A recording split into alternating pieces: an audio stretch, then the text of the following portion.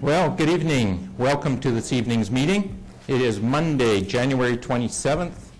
I'm Acting Mayor Ted Schaefer, and with me are my colleagues, Councillor Jack Arnold, Councillor Rosemary Wallace, Councillor Gail Martin, Councillor Terry James, Councillor Dave Hall. The staff with us tonight are Darren Light, the Director of Corporate Services, Carolyn Machada, Manager of Legislative Services, Paula Cusack, our Deputy Corporate Officer, Francis Chung, our CAO.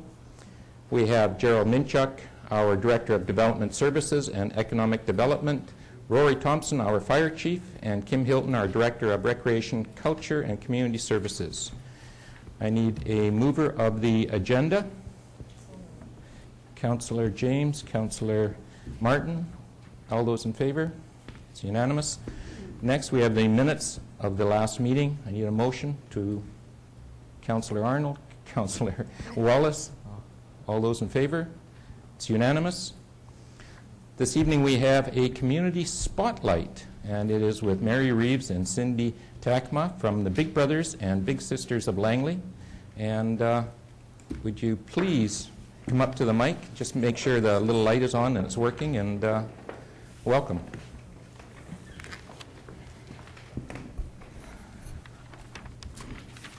Well, thank you, Your Worship, and fellow councillors and staff. It's a delight to be here.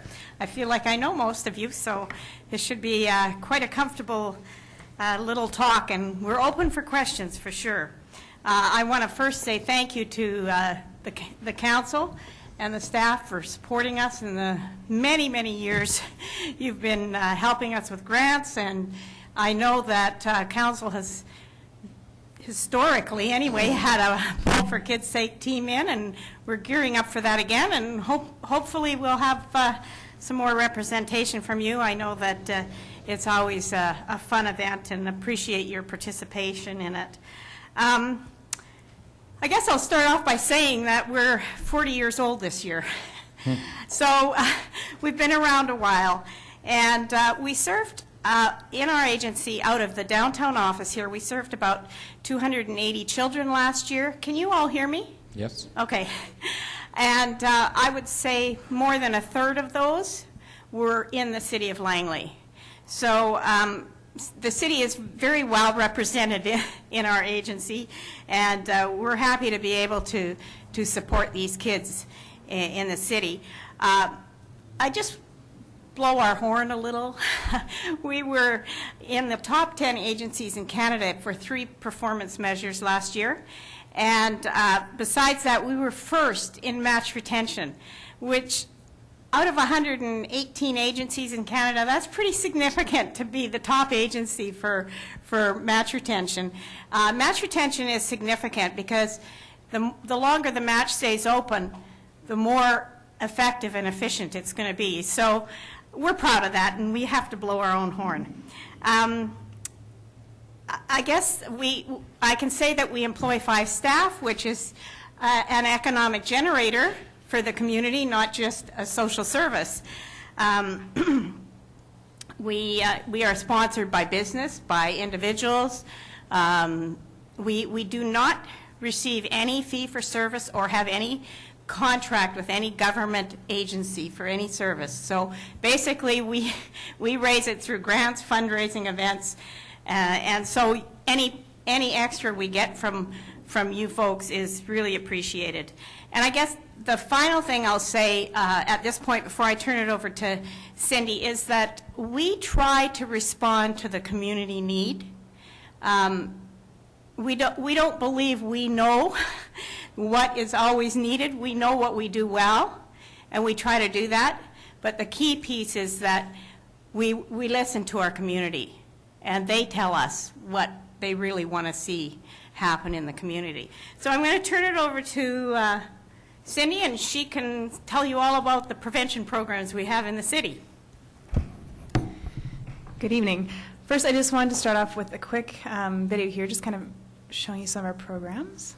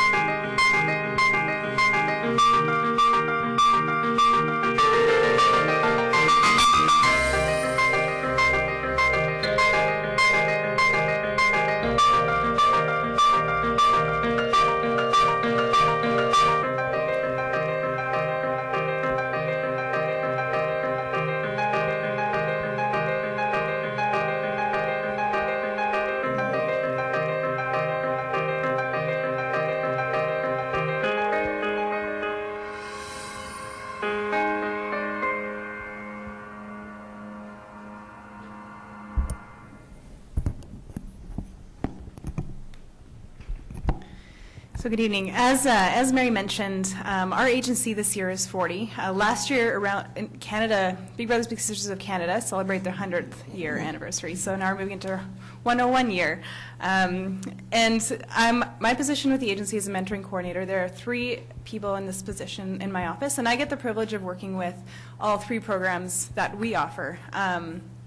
First of all, when we come into the agency to recruit volunteers, we always affirm volunteers that mentoring is being a friend to a child or youth. It's a commitment, a partnership. It can be diverse, inexpensive, non-time consuming, fun, and rewarding. In no way do we claim that our mentors are tutors or babysitters or parents, pseudo-parents. We just see mentorship as being the friendship.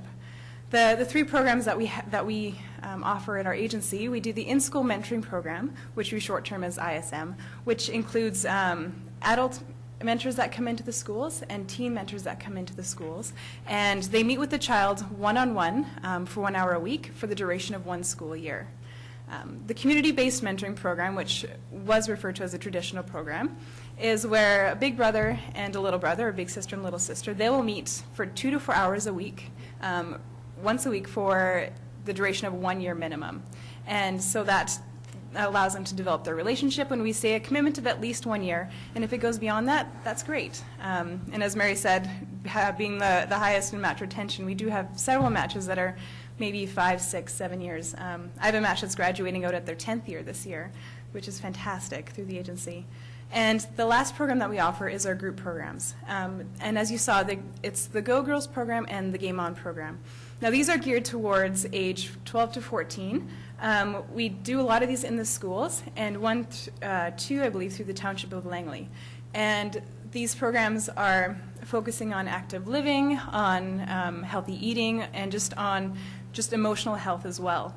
And we have about 12 girls and 12 boys in each of these programs, and they're run by mentors that are either age 18 to 25 in that age range, so they can relate to them. So these are the programs again in review. Trying to think if there's anything that I missed here.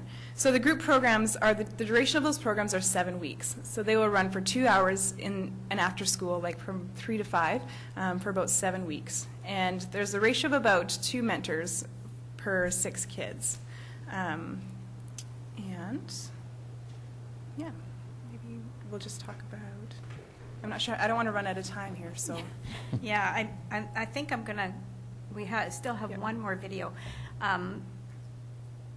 I think what I'd like to talk about is some research that the national office did last year through Boston Consulting Group, which is a pretty well-renowned research group, and they actually offered their services because they too were curious and interested in knowing whether the impact was long-term. So they researched people that were in their 30s and 40s that had been littles. And they wanted to know what the impact was down the road. Because we know that you can kind of get outcomes right at the time or right after. And so what they found was that 48% were less likely to have behavior problems in school. This was of the littles that were still in school. And so they measured both the current littles as well as down the road to get a little bit of a measure and to see what the impacts were down the road. So these are stats that they got when the kids were still in school. Pretty significant, because they measured them with peers that didn't have mentors in their lives. And then the next research was down the road when they got older. What happened? Well, what they found, and it was so extensive, it took them it was almost 3 years for them to complete their research, so this wasn't a fly-by-night survey monkey. They found that they had an 18 to 1 return on investment for society. And of those that were of the economically disadvantaged category when they were younger, it was actually higher, and it turned into a 23 to 1 for every dollar invested. They also found that little brothers and sisters over their lifetime earned $350,000 more than their peers. Makes me want to be a little. It was really dramatic and powerful to see the effects of having a mentor. And these are all from kids that came from disadvantaged situations or marginalized situations, vulnerable kids. So, yeah, I'm going to skip through this because I really want to show this video. Okay, here we go. This is actually one of our big brothers and little brothers.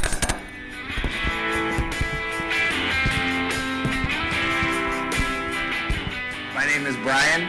I've got an amazing family, I've got a good job, and I'm in a really good place in my life right now. In my off time, I like to play lots of sports. I play lots of hockey, some football. I hang out with my buddies. And I've also been a mentor with Big Brothers, Big Sisters of Langley for 5 years now. My name's Bradley, and this is my big brother, Brian. My experience was different than what I expected. You know, I did get to be a positive impact in Brad's life, or at least I hope so, and it also was a great experience for myself. That was one of the main differences or that I wasn't really expecting, was that it turned out that as time went on, for me, I was noticing that I was kind of learning things and I was kind of growing, and that was one of the cool things. The time commitment really wasn't a big deal at all. If anything, it was kind of it was less than expected because I was kind of looking forward to each week and getting to know Brad a little bit better. I was more expecting just that friend you kind of saw and didn't really hang out a lot, just a couple times a month, but it was quite a bit different in the way that he's every single week almost we've been hanging out. He's helped me with my schoolwork, and it's just nice to have someone to talk to. We do lots of things together. I mean, we play lots of sports together. We've played hockey, we've played basketball, we've played baseball. We try to get out and do some fun stuff kind of in the community. We'll play video games, and we've also been camping, which was one of my favorite things. We've gone hiking, we've done that a couple times, and one of those times we ran into a bear, actually. We get a lot of fun. You know, it's just kind of the fun stuff that we're doing. That's one of the things, and it gives you an opportunity to maybe think of some of those fun things that you might not do if you didn't have a little brother. From being with my big brother, Brian, I find I get just like a father role, since I haven't really had one of those. I've been kind of lucky to be able to get to be matched up and be able to get to have lots of fun times and really make some memories for me that won't really go away, right? You know, some of my coolest memories over the last 5 years have been with Brad. I'm very grateful for how you've helped me through my life, through my schooling and just personal stuff like confidence level. You've helped me out so much with that. Consider becoming a big brother or big sister today. Visit our website or call 604-530-5055.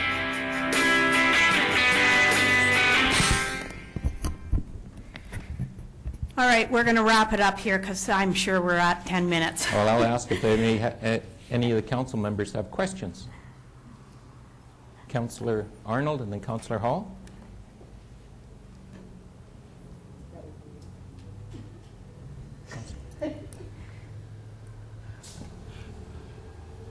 I don't remember raising my hand. But Oh, okay. I will mention, though, Scratching his head. my dad left when I was 2, and so I needed a big brother. Fortunately, I had one who was 12 years old. And even today, when I think back to, watching this video, I think back to the things that we went and did and that he took me to.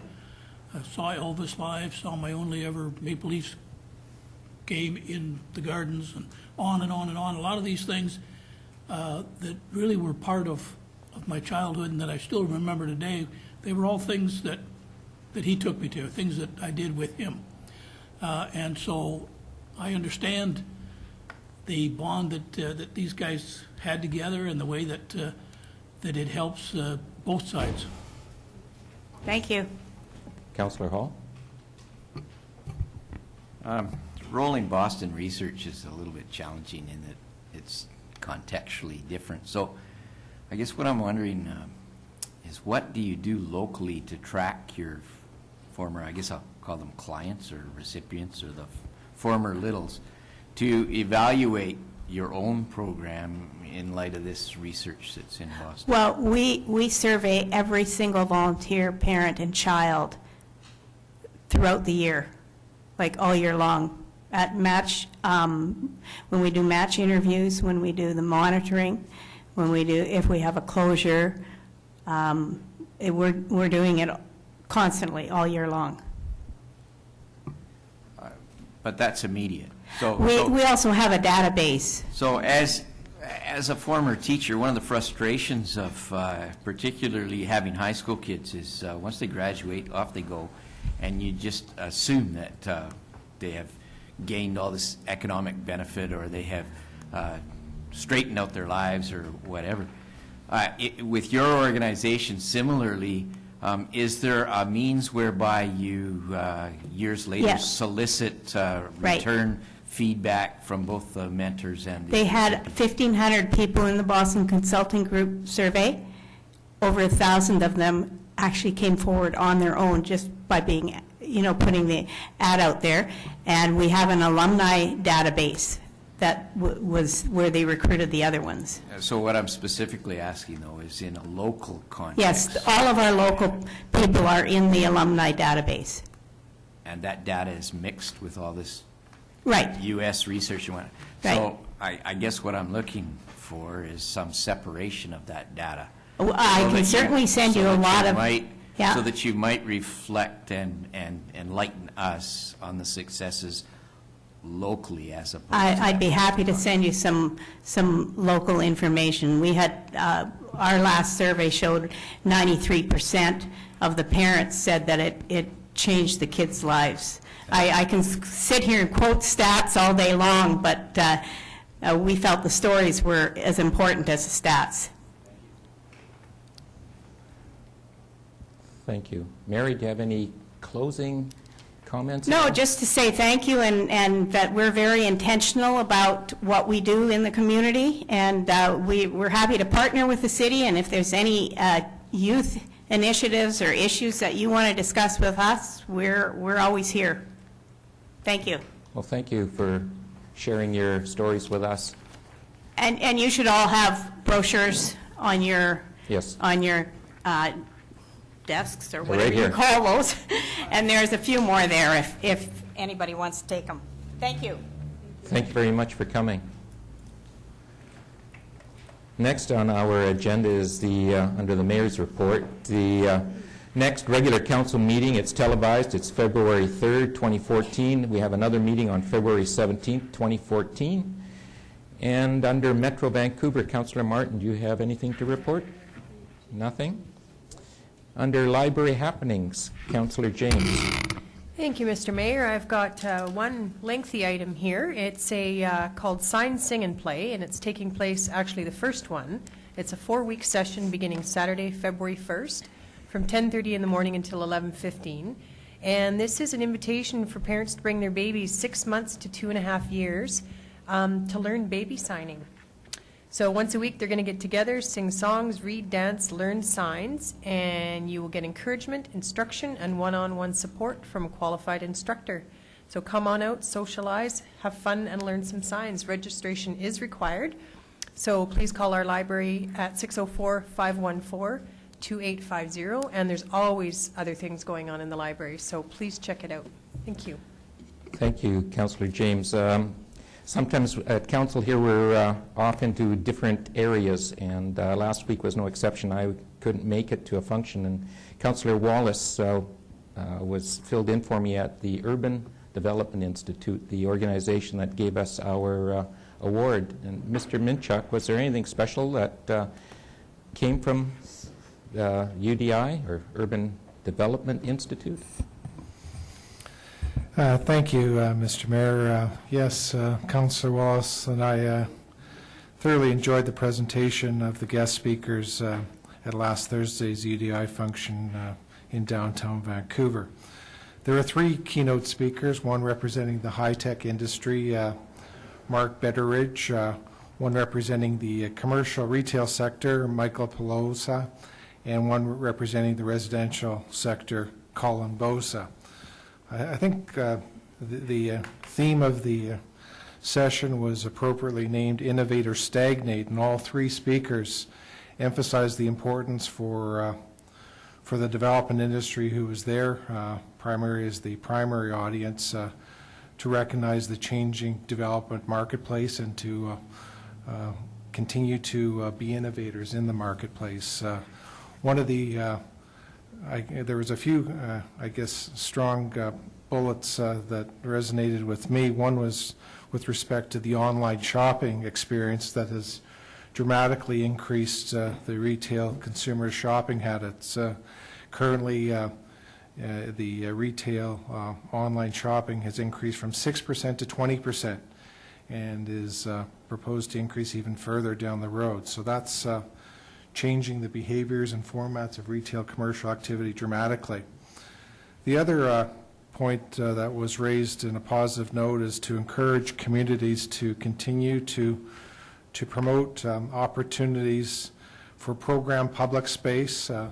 They made reference to a term or jargon called new anchors for the downtown. New anchors for downtowns are program public space, and that bodes well not only for the McBurney Plaza showpiece in the downtown core, but also the Tim's Community Center around the corner. Thank you. Thank you, Mr. Minchuk. Councillor Wallace. I can just say I really enjoyed the event. I was very overwhelmed at the crowd of people that were there. There was probably thousands.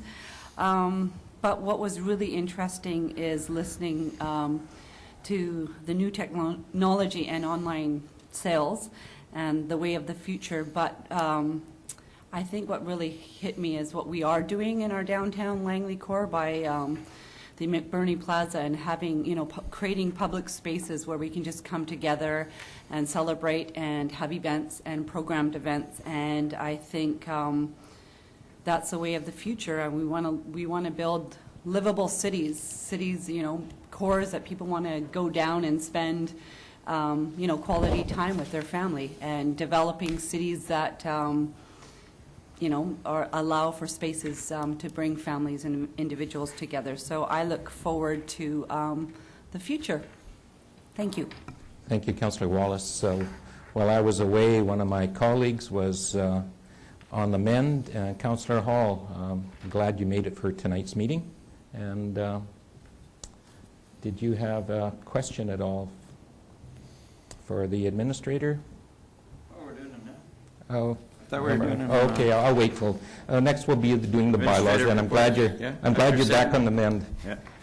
So under bylaws, we have bylaw number 2927. That's a motion, final reading. It's bylaw 2013, amendment number 1, bylaw 2014, 2927. I need a mover and a seconder for Councillor Martin, Councillor James. All those in favor? It's unanimous. The next one is bylaw 2928, intermunicipal business license bylaw, motion, final reading of a bylaw cited as intermunicipal business bylaw. 2012, amendment number 2, bylaw 2014, number 2928. A mover and a seconder. Councillor Hall, Councillor Martin. All those in favor? It's unanimous. Bylaw 2922, abandoned properties bylaw. It's the first, second, and third reading of a bylaw. It is for property bylaw number 2014, number 2922. A mover and a seconder. Councillor Arnold, Councillor James. Is there a discussion at all? Councillor Hall. Just for the benefit of the public, could we have a staff explanation of what's proposed here? Thank you, Your Worship. This abandoned property bylaw will help our bylaw enforcement officers to address properties that are abandoned in the city.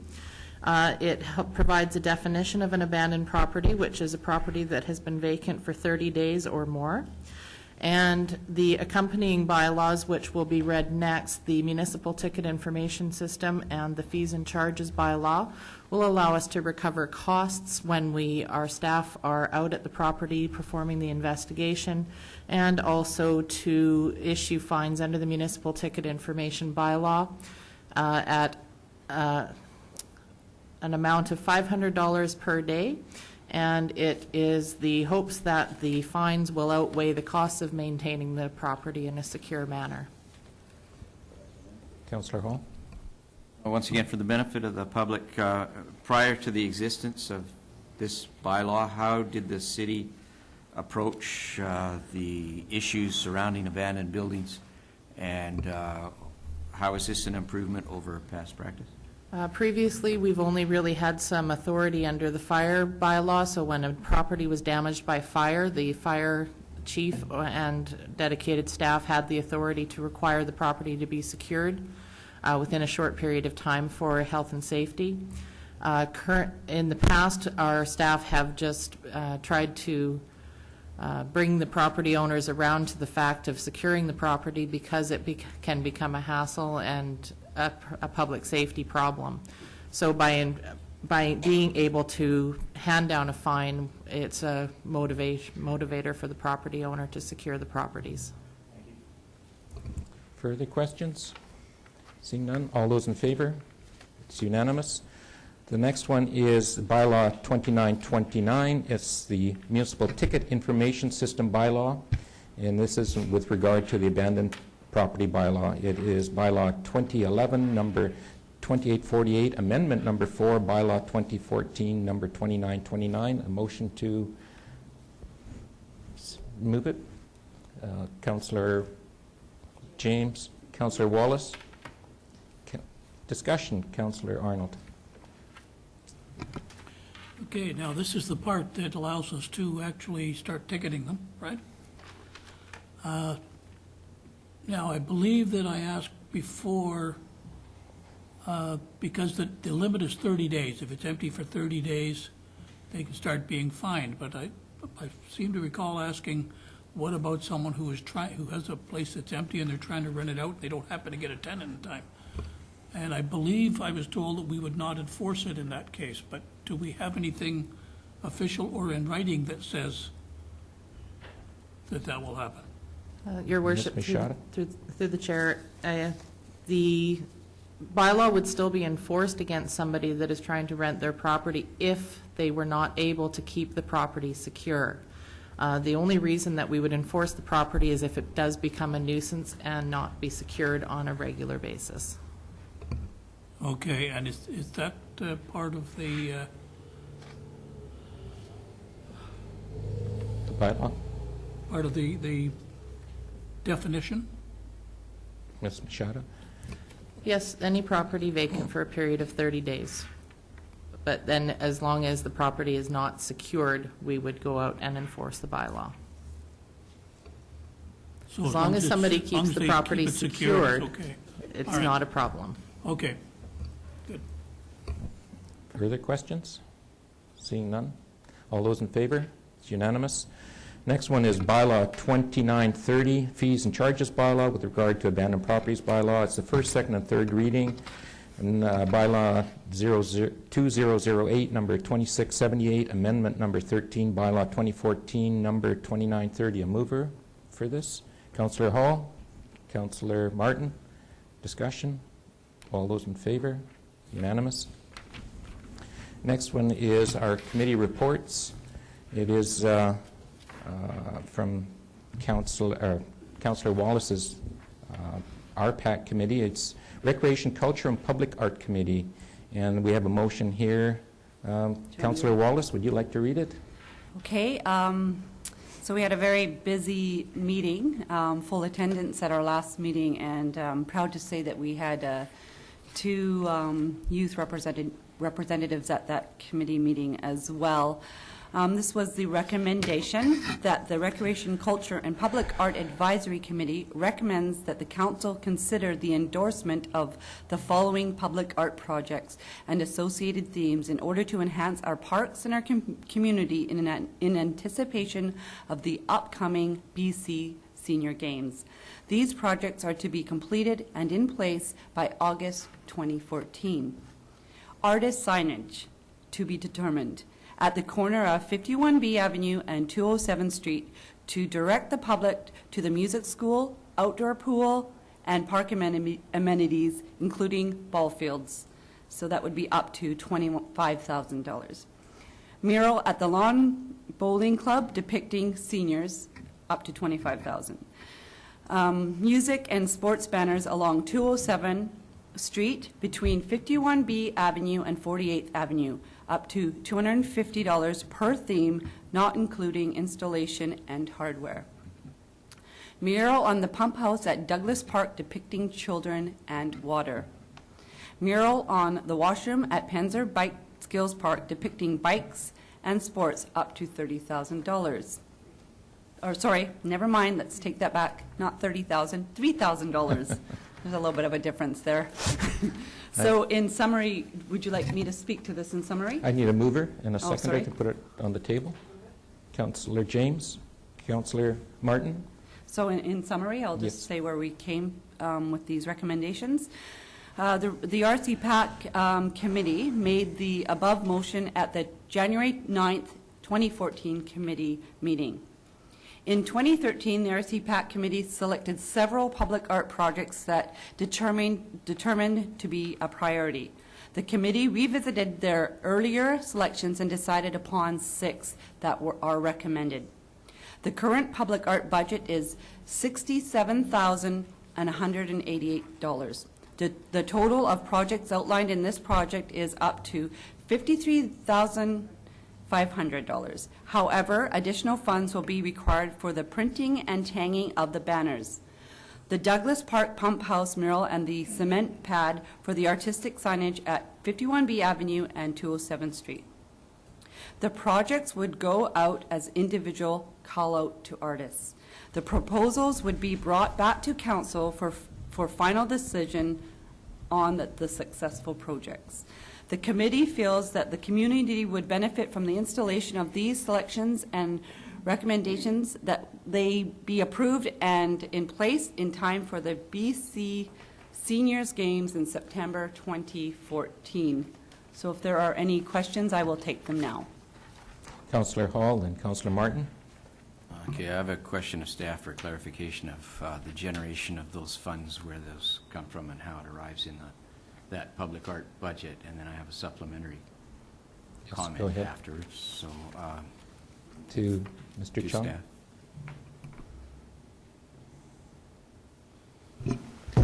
So this is a budget that was approved in our 2013 financial plan. So it's an existing capital plan, capital budget project that's now being expended. Just to follow up to that, how did the money arrive in that capital reserve in the first place? Where was that public amenity funds from developers? Community amenity funds from the developers, Community, yes. and yeah. So could you please explain to the general public what that means?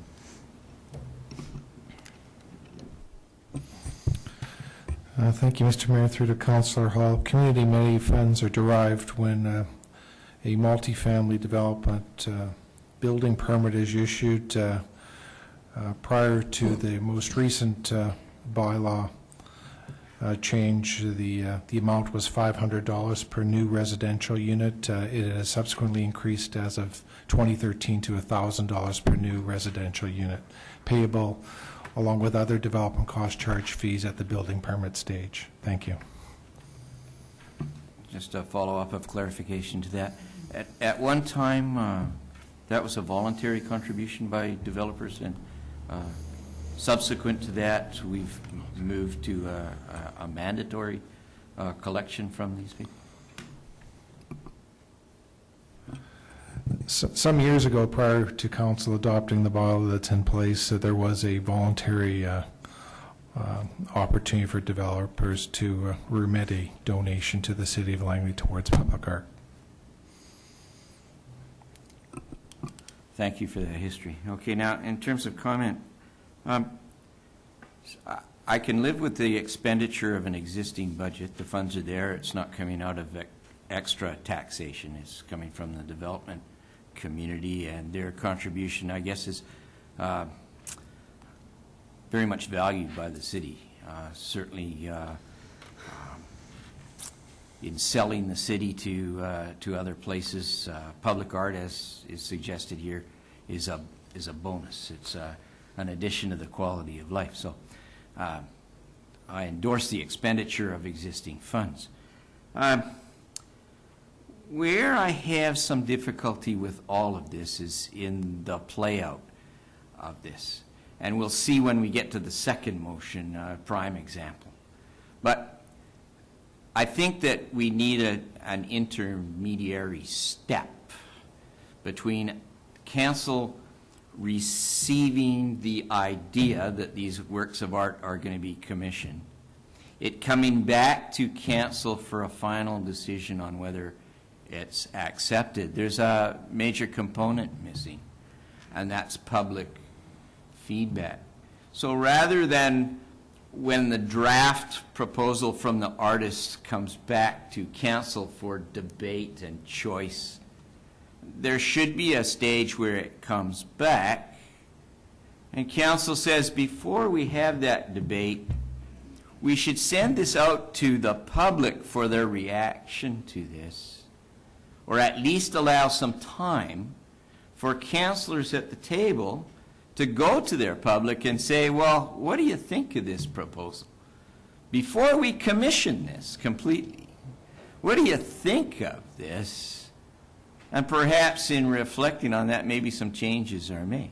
Because otherwise, it's simply a few people at this table judging the worth of this art, and it's public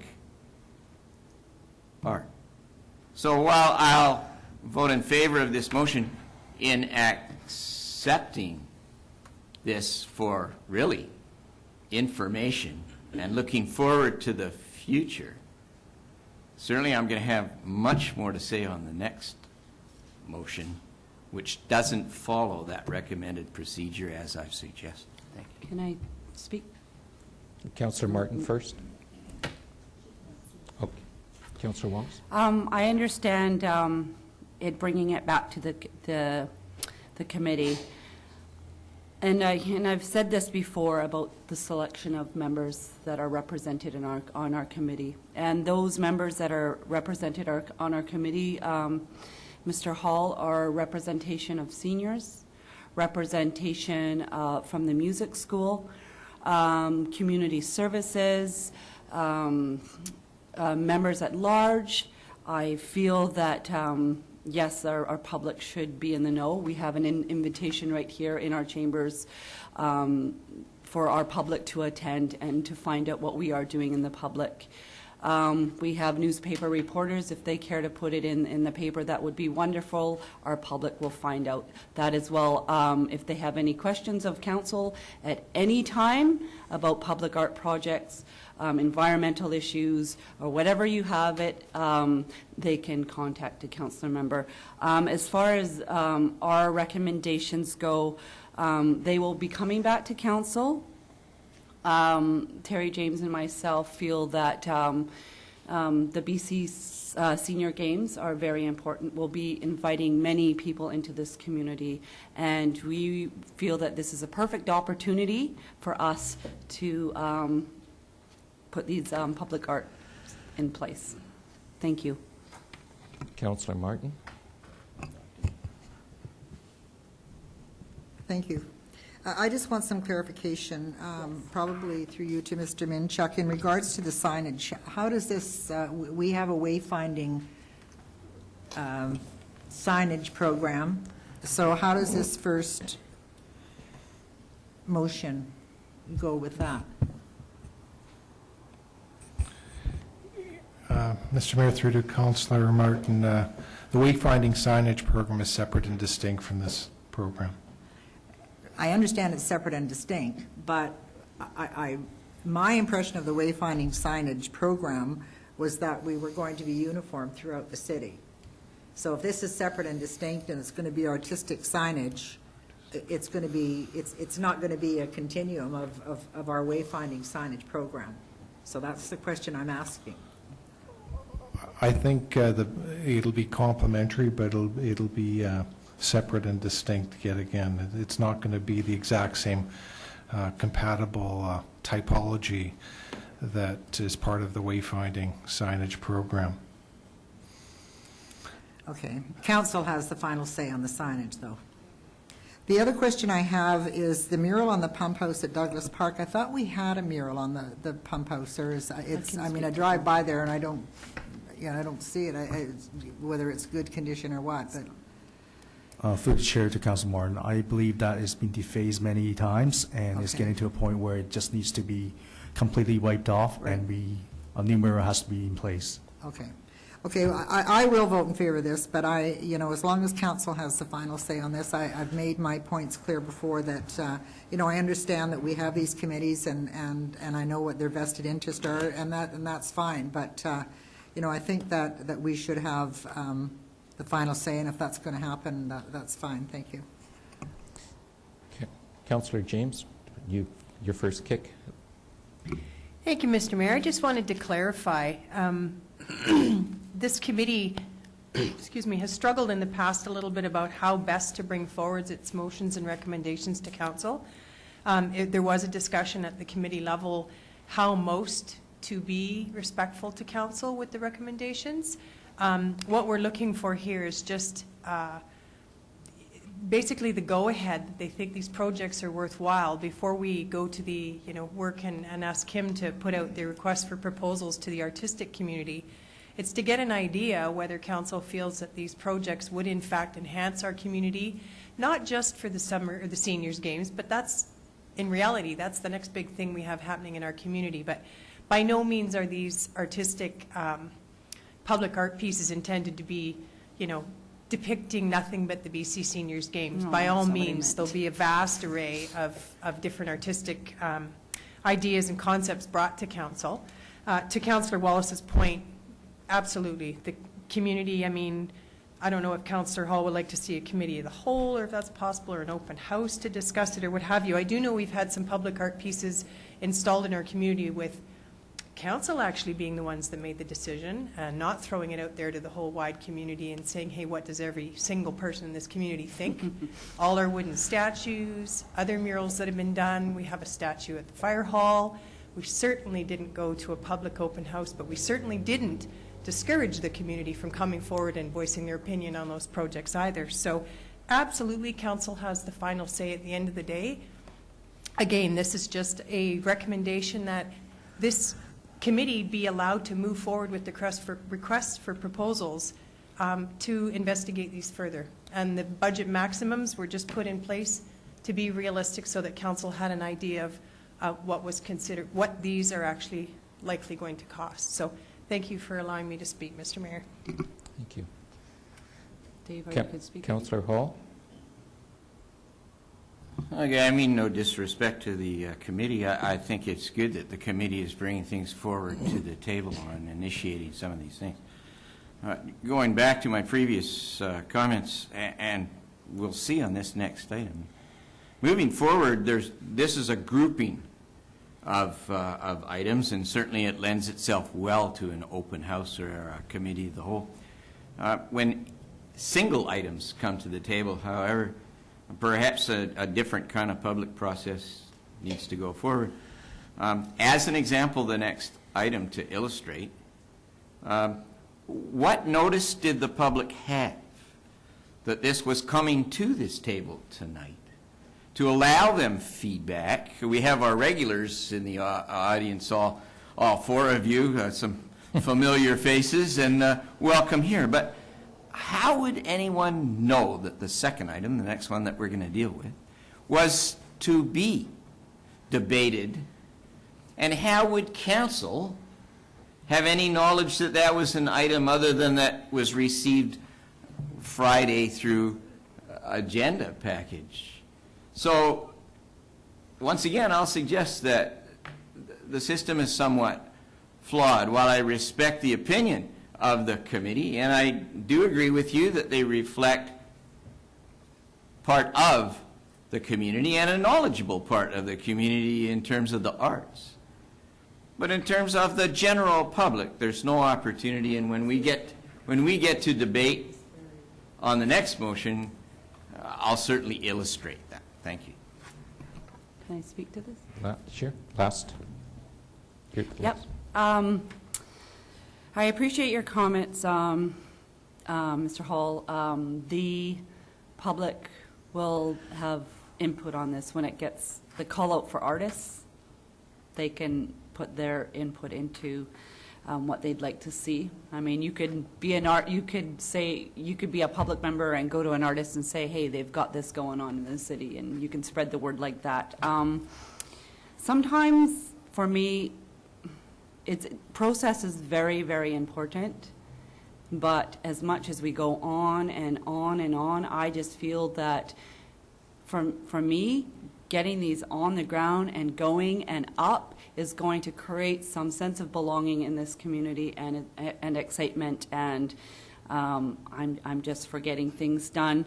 I just want to say, as far as the what I really liked about one of these was the banners and the signage to bring people to a jewel in our city, a couple of jewels in our city, L. Anderson Pool and the Langley City or the Langley Music School, as well as the playing fields. I feel that during the triathlon and other events that happen at the music school or the pool, that people sometimes don't know how to get there. So we just thought as a committee this would be a wonderful way of, a creative way of showing people how to get there. So I appreciate everybody's comments, and I look forward to what council comes up with. Thank you.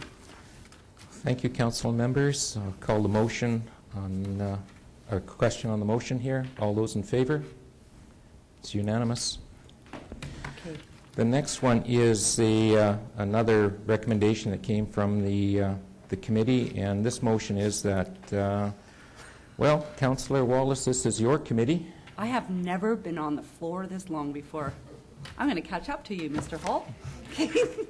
Anyway, recommendation that the Recreation, Culture and Public Art Advisory Committee recommends that council consider that a public art display of a "Before I Die, I Want to" wall be placed at Douglas Park, and that the following suggestions be considered: that the structure be permanent, that the structure be sized and reasonably fit within the area of the west side wall of Douglas Recreation Center, that a maximum amount of up to $500 be allocated to this project, not including labor costs.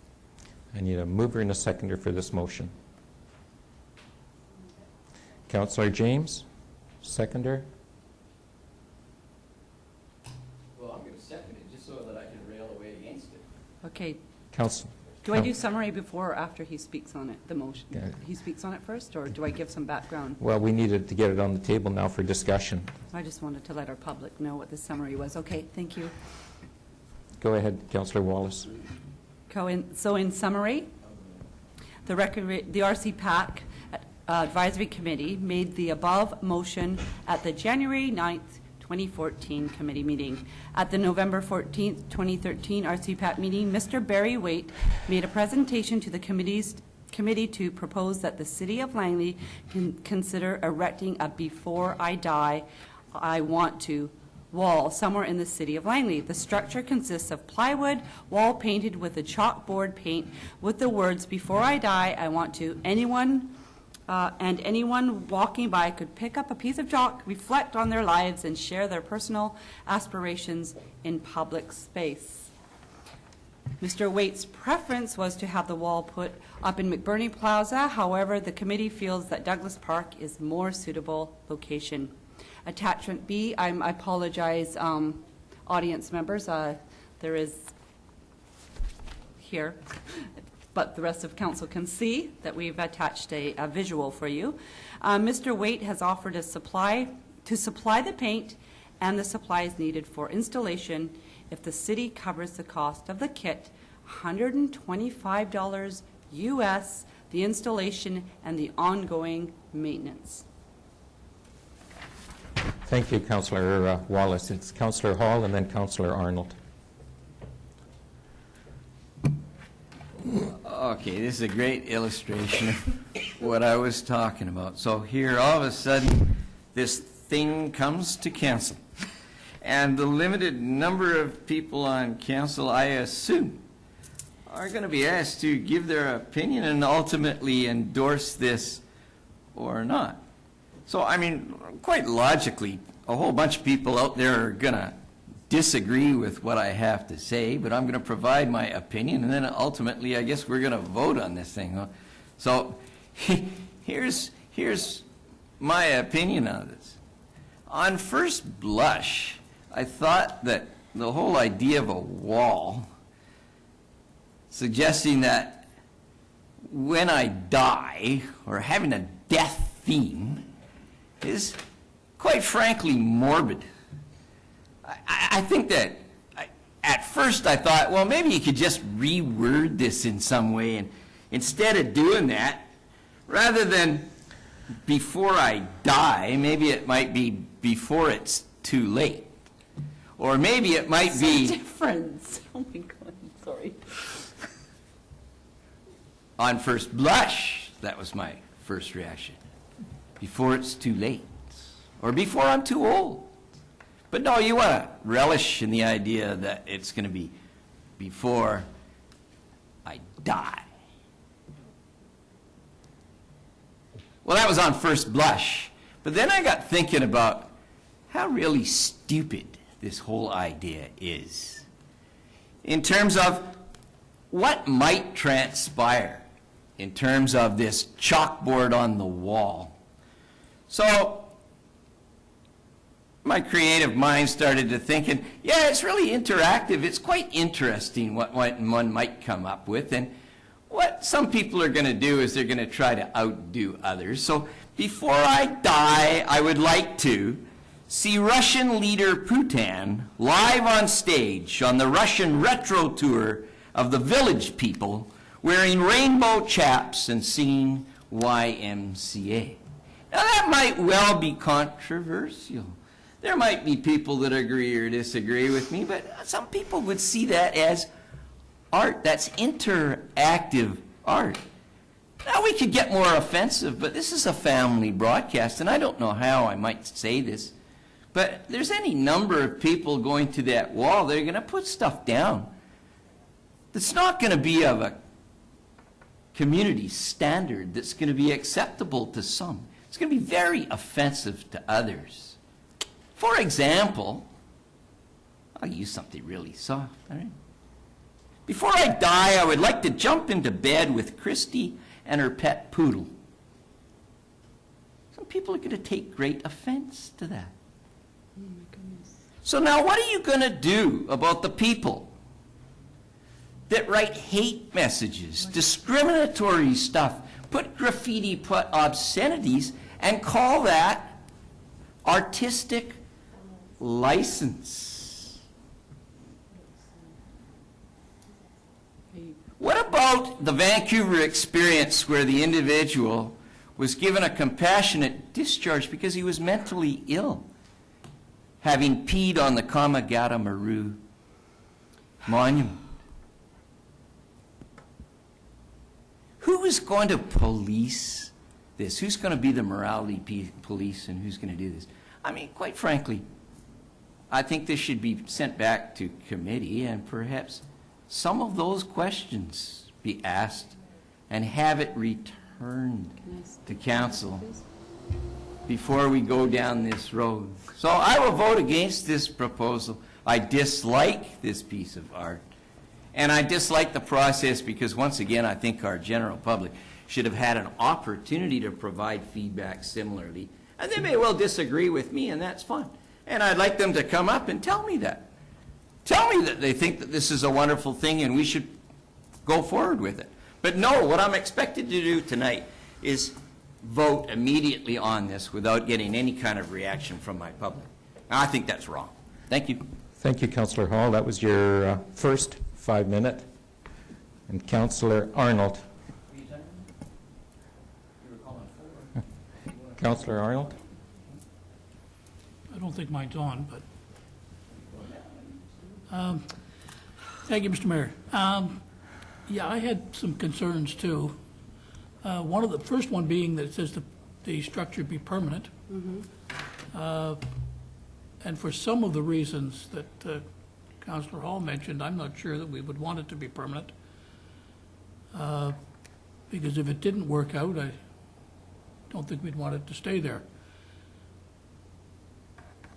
Another question I have is, has this been done anywhere else? And if so, did they have any problems with it? Because I can see the same thing. I've seen plenty of graffiti, particularly the ones where they get going back and forth and arguing and carrying on. And I'm just not altogether sure that this would work out as well as we hope it would. The other thing that Councillor Wallace mentioned that concerned me was the fact that the gentleman who came and proposed this idea apparently wants to make some money on the deal, because he's going to be selling us the paint or whatever it is he's going to be. So basically, he was coming to the committee with a sales pitch. It wasn't simply an idea, and that concerns me as well. So I'm not prepared to support it yet. I certainly would like to know from the municipalities or whoever it was that have had these, how it has worked out and what the result has been. Can I speak? Councillor Martin, and then Thank you. Councillor Wallace. I'm not going to support it. If you go on to Google and go "Before I Die Wall Vancouver," you'll get what their wall looks like. In most cases, I think it's very messy looking. You know, people are going to be writing all over it. I just don't think it's very attractive at all. I also see that there's somebody cleaning it. I don't know who does that, whether it'll be our staff or whether Mr. Wade will come or clean it or what have you. But I just don't think it's something that I would like to see. Certainly, is that at the entrance to Douglas Hall? You said the west. Yep. The west wall. I'm not sure that I'd like to see that at the entrance. And, you know, I won't get as explicit as Councillor Hall did, but, I mean, I think there is certainly an opportunity for obscenities being put there, and I'm just not going to support it. Thank you. Okay. Councillor Wallace. Wow, I didn't expect such a response. In all due respect to the gentleman that brought it forward, like everybody else in the public, if you have a really good idea, you can bring your ideas forward to our committee. We are all about public engagement. We are felt that it was a piece that could give the community an opportunity to be involved in a public art piece on an ongoing basis. So if we were to hold a community day, it would be a interactive piece for the public to take part in. Life and death, it's just a part of what we are. I don't think there was anything intended to, on the title Before I Die, it was just to start getting people realizing how important it is to do all you can before you die and live in the moment. And if you feel like before I die, in that moment that you go up, it could be a Monday, Tuesday, Wednesday, and you feel like this and you want to write it on the wall, well, there you go. You have the freedom of speech to write it on the wall. Yes, this has been done in many places before, and we were shown that at our committee meeting. We did have a lengthy conversation. Mr. Waite came to us in December, and we held it back to have more of a committee representation at our last meeting, because we knew there was more committee members being selected. So I think Mr. Waite was going to actually put money towards this and actually help out in it somehow. He feels very passionate about this, and my job is to put forth community's passion, and he sees it as a public art piece. I had no problem with bringing it forward, and as for the community, defacing any property could happen. This is just an opportunity for us to engage socially and to maybe build a trust that people could have freedom of speech and put what they felt on a board, so without so much controversy. So that is all I have to say. Thank you. That Barry's done. Question. All those in favor? Oh.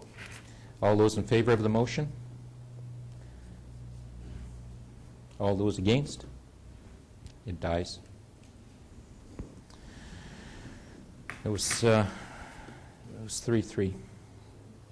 Under the administrative reports, we have a motion that council receive this report for information. And Ms. Machada, would you, this is from the official resignation of Peter Fassbender, and that council will receive this report for information. Yes, this was a motion put forward by council last June, asking Mayor Fassbender to take a leave of absence and to be followed by his resignation, which became effective on January 2nd. So this is just a provision of the letter at a public meeting. Thank you very much. Motion to receive this report. Councillor Martin, Councillor James. Discussion. Councillor Hall. Yeah, I move receipt of this at a public meeting. There's all sorts of problems I had with the follow-through of this, what I won't bother commenting on again. I think that we need to move forward. I think that the acting mayor taking over has done a wonderful job in filling the void that was left. But unfortunately, what was left was next to nothing. And there was no transition plan. There was no orientation for the new mayor. Sadly, this leave of absence and resignation left the city with some concerns and problems arising from the idea that we had a new person. Unfortunately, it was an individual that had 21 years of council experience. Point of order, Mr. Mayor. The point being?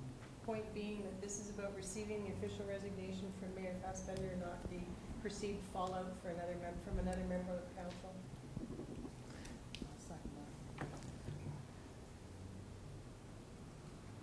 I'll agree. I'll proceed. On the, would you like to? I'll proceed on comment on receipt of the resignation Okay. letter.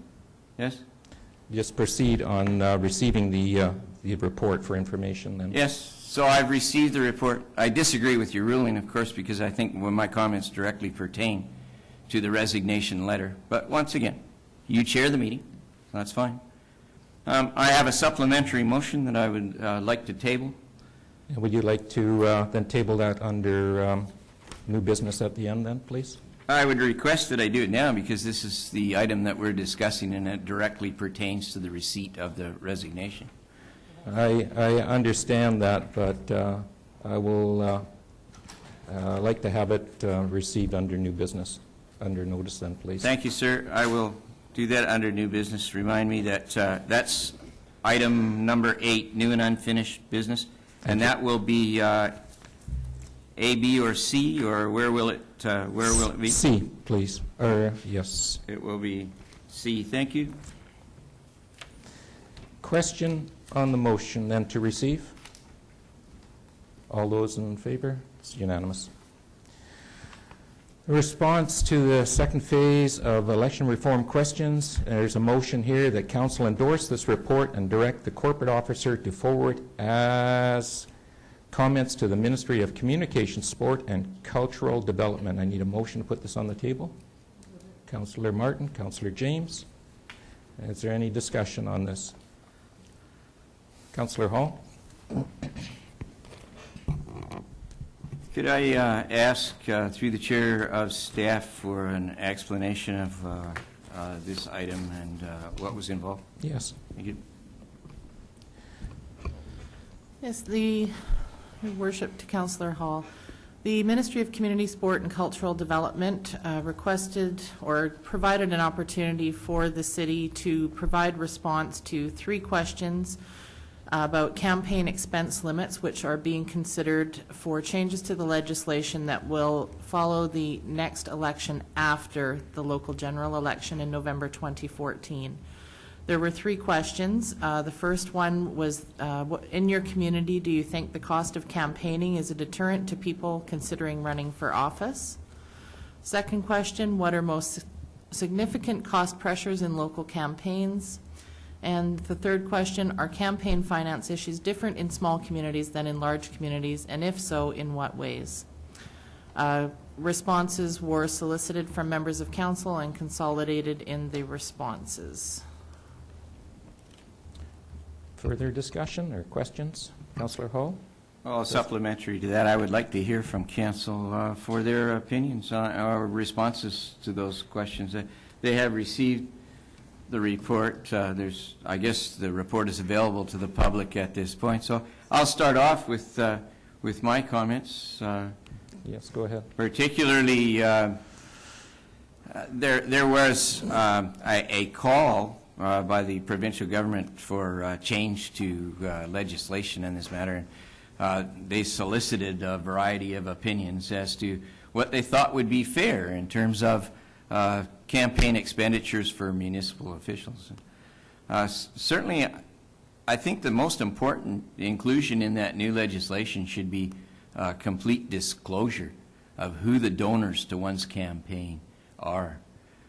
There should not be any longer anonymous donors, and certainly there should be an opportunity for anyone in the public to see who either corporate or union donors are to one's campaign, so that once decisions are made subsequently, one can be tied to who contributed to them getting to the table. Certainly, there needs to be limits. People can easily buy themselves onto cancel. One of the real difficulties is having an honest disclosure of what's called in-kind support.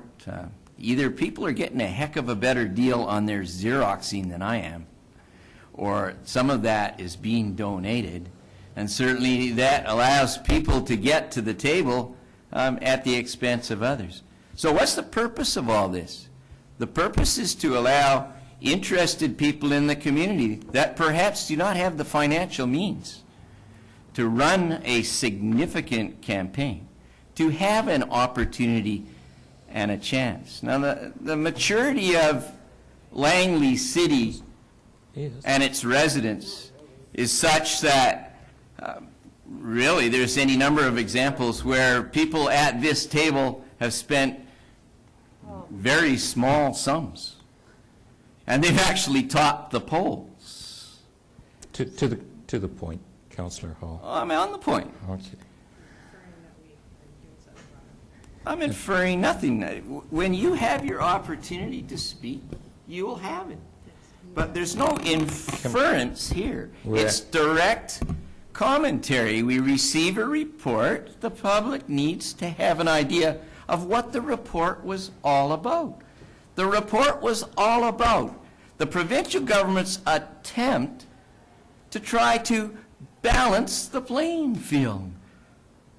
We had a mayor run for this council that spent in excess of $20,000. So in your comments, Councillor Hall, in the community, you think the cost of campaigning is a deterrent to people considering running for office?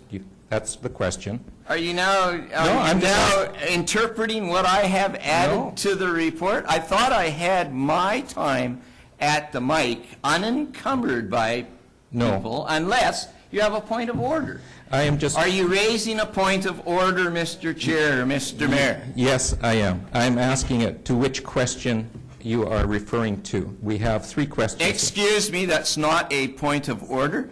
Can I refer to the parliamentary secretary? If it is a point of information and you are interrupting my... I'm not... It's nothing to do with the... You are interrupting me and you are asking for a point of information. Well, I'll ask the... You need to ask permission of me if I accept your question. Could you please refer to your staff, please? Yeah, well, ask my manager of legislative services to... Thank you.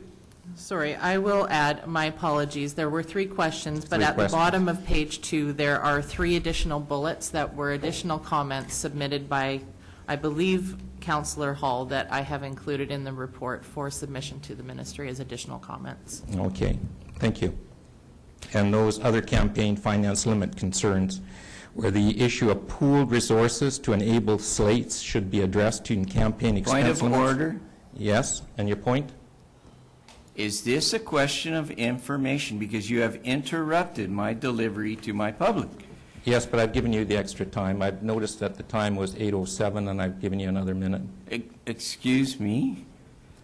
Are you asking permission of me to interrupt my delivery I'm not on asking. a point of information? I'm just asking you to clarify so we could get it right. So I'm asking for clarification. So are you going to let me proceed? Yes, go right ahead. As I said, I've given you another minute. Thank you. And that you've interrupted my delivery to this point, I think I've said what I'm going to say. Thank you. Thank you. Further comments? Councillor Martin. Thank you. Well, I want to thank Ms. Machado for putting this together and allowing us to give our feedback to this. I see that you have incorporated the comments that were made, and most of us did reply all, so we saw all comments. So thank you for putting this together, and I guess we're going to be submitting this to the local government task force now.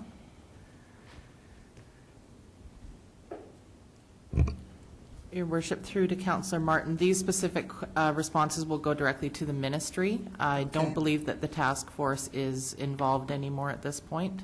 Okay. I just saw task force at the bottom of the thing here. That's one of the alternatives, so.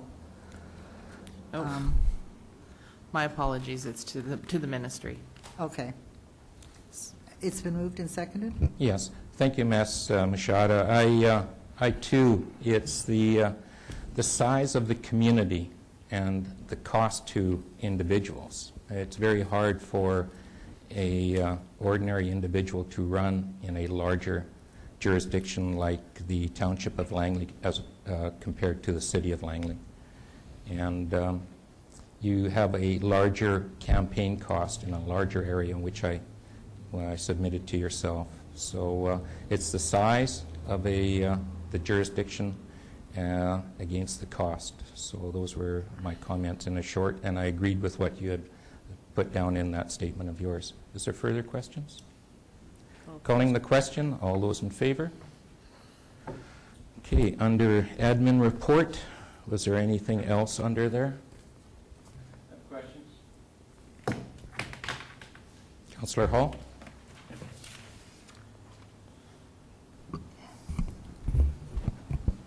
Questions through the chair of staff. Following up on a question asked at the last public meeting regarding the 2013 garbage fees, there was some confusion regarding the savings resulting from a 35% diversion rate for single-family residences.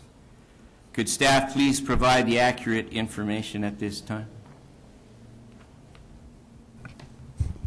Through the chair to Councillor Hall. When staff brought the report back to council back in 2012 about the new solid waste collection contract, council proceeded with a bi-weekly garbage and weekly organic recycling program.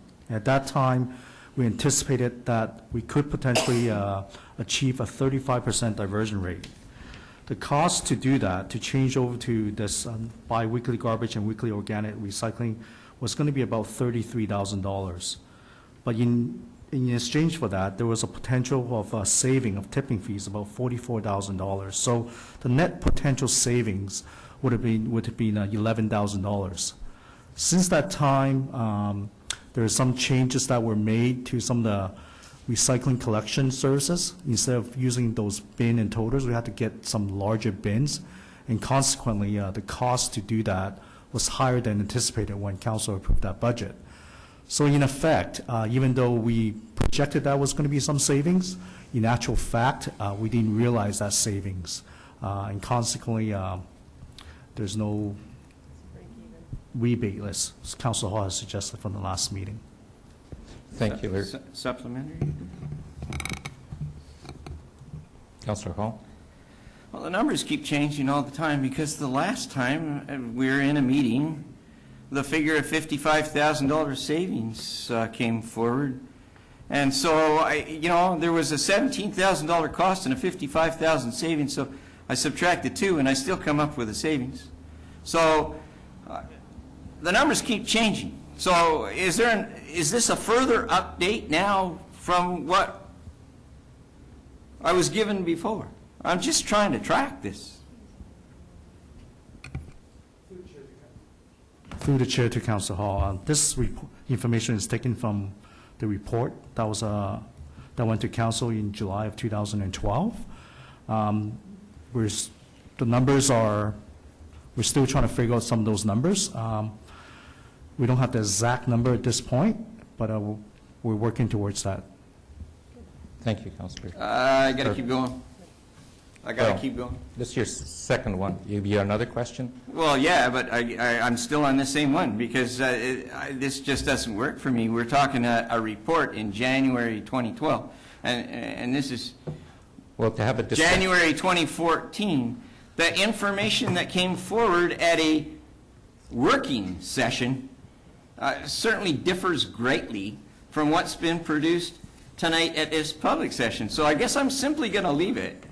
And I'm going to ask that at the next meeting that we have, that once again, we revisit these numbers, because I was told at that working session that there was $55,000 in savings. So there's a discrepancy here, and I think it needs to be at the public forum, because the question was asked in public, and the answer should be received in public, not at working sessions, not in camera, not hidden behind closed doors. So we're going to. So you're putting this as a notice of motion for further information at another meeting, then?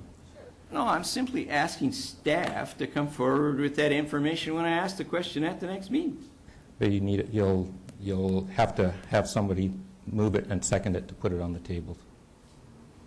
How is that I can't ask a question of staff rather than going through another motion? I'll ask the manager of legislative services to fill us in on that for the discussion at the table. Yes, Your Worship, I would have to agree that this is new business. It was not on the agenda, which means that it needs to be put in the form of a motion. It was on last meeting's agenda, and the request was for this information to come forward. I won't debate staff. I'll accept your ruling. Thank you. Next question. Yes. The projected city casino revenues for 2013 were $5.75 million, but these were exceeded. What was the surplus generated, and where is this targeted in the 2014 budget? Mr. Light. So the actual casino proceeds included in our budget in 2013 were 5.75. The actuals were 5,776,943 for a higher. We received more revenue than we anticipated by $26,943. That goes into the casino proceeds reserve and becomes a funding source for future capital. So supplementary, just an explanation. So they are not targeted funds. It rather goes into a general casino relief. That's correct. Thank you. All right. The 2014 draft was recently published in the paper. It's my understanding that this was first delivered based on a projected surplus from 2013 on the operating budget of in excess of $300,000. I believe that there's been more recent update to this surplus estimation. Surplus meaning taxes collected but service level expenditures not fulfilled. So what is the present projection for the 2013 operating surplus? Mr. Light? So at the present, we're anticipating about $650,000 as our surplus. Thank you. Thank you, Mr. Light.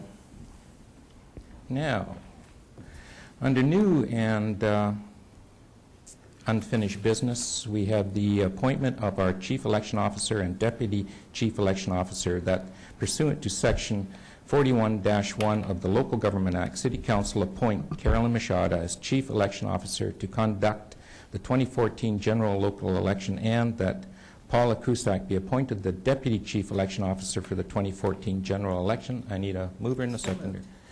Councillor Martin, Councillor Hall. Discussion?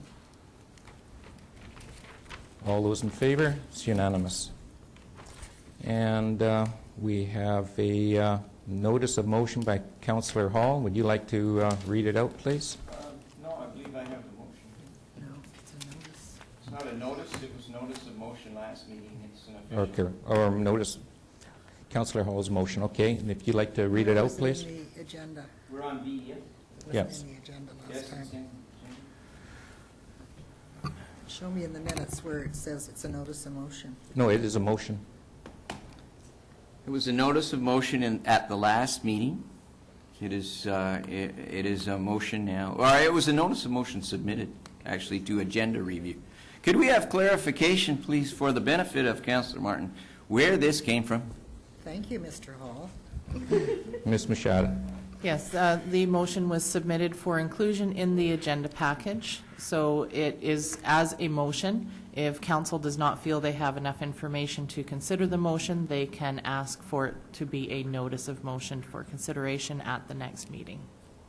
Right now it is a motion. Yes. Yeah, I presume. Yes. Your motion is?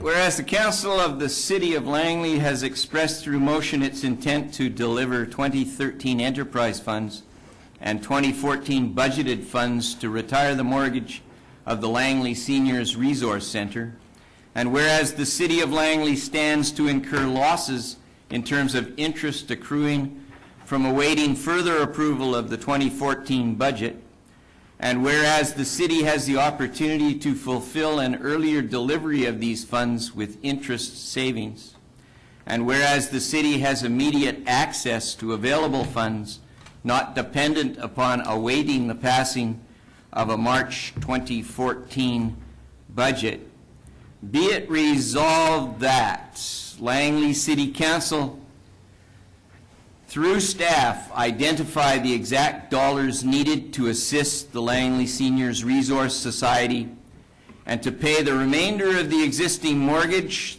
the figure being as of January 28, 2014, and to deliver this amount before month-end January 2014. And be it further resolved that Langley City Council determine an immediate funding source for these monies from immediately available funds not dependent on awaiting 2014 budget approval, and from one of or a combination of the following sources: the 2014 Enterprise Fund, surplus 2013 casino revenues in excess of the 5.75 million budgeted, or the surplus from the 2013 operating budget. I look for a seconder. Is there a seconder for this motion? First call. Seconder for this motion? Third call. Seconder. Seeing none? There is no seconder. Next item under new business is item C. And Councillor Hall, you have this as a notice of motion here. Would you like to read it out, please? I will. Be it resolved that Langley City Council directs staff to work with the presiding acting mayor to develop a transition and orientation plan for the position of mayor for the city of Langley, and that this plan be received at a public meeting prior to the municipal election of November 2014. Thank you, Councillor Hall. And so that is number C. And did you have any further notices of motion, sir? I have two at this point.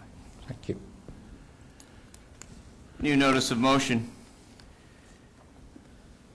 Be it resolved that council and staff identify a funding source from the 2014 Enterprise Fund the 2013 surplus casino revenues or the 2013 operating surplus to increase by $1,500 the 2014 allocation to the Volunteer Appreciation Banquet as an alternative to seeking this sum through an increase in 2014 taxation. Thank you, Councillor Hall. And is there another one at all? Yes, there is. As a follow-up to that, just in case there's no seconder once again.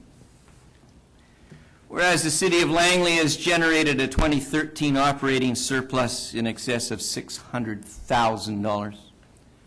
And whereas the Council of Langley City has balked at the notion of accessing this operating surplus, enterprise funds, or casino revenue surplus to deliver an additional $1,500 to the City 2014 volunteer banquet, and has chosen to generate this expenditure through a 2014 tax increase. Be it resolved that the City of Langley accept the personal check from Councillor Dave Hall for the $1,500, and this be reflected in a consequent decrease to the 2014 Langley City tax increase. I will pass those motions over to staff so that they might print it so that it's available for the next meeting. Thank you, Councillor Hall. Now, seeing no, is there any other new business? Seeing none, I need a motion to adjourn. Councillor James, Councillor Arnold, all those in favor? It's unanimous. We're over. And good night to all.